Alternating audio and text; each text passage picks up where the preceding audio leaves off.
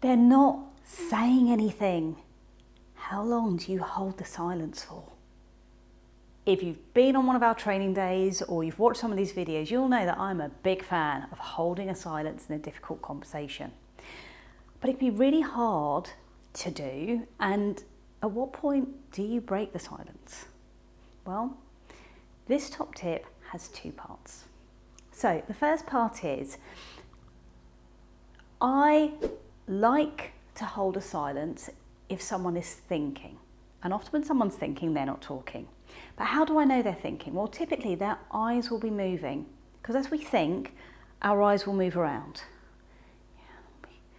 Picturing things, feeling things, our eyes will move. That's why I like to hold a silence, because if we're having a difficult conversation, this is a really important moment where someone is doing their thinking. Most of the time, 99% of the time, that's what's happening in a silence.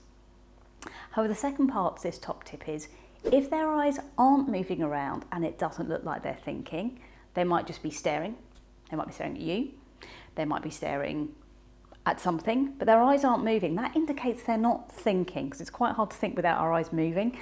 You'll notice this more and more after this video. So if they're just staring, I would break the silence. I'd give it a little bit of time just to check, just to see if they do start to think and their eyes start to move. But if not, the chances are they're not thinking and they're probably feeling something like anger or upset or something that's just... At that point, I would break the silence. If in doubt, I'm a fan of holding a silence. They typically don't need to be that long, although they feel like an eternity.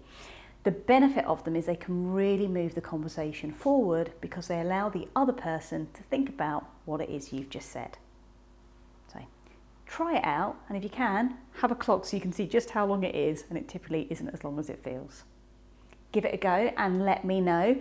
And if you haven't come across it already, do check out my free e-course on how to structure a difficult conversation for success. This is 5 steps, 5 videos into your inbox, and I'll walk you through how to structure that difficult conversation for a more successful outcome. Remember, if you like these videos, subscribe and check out some of my other videos. There are lots there to help you make your difficult conversations more successful.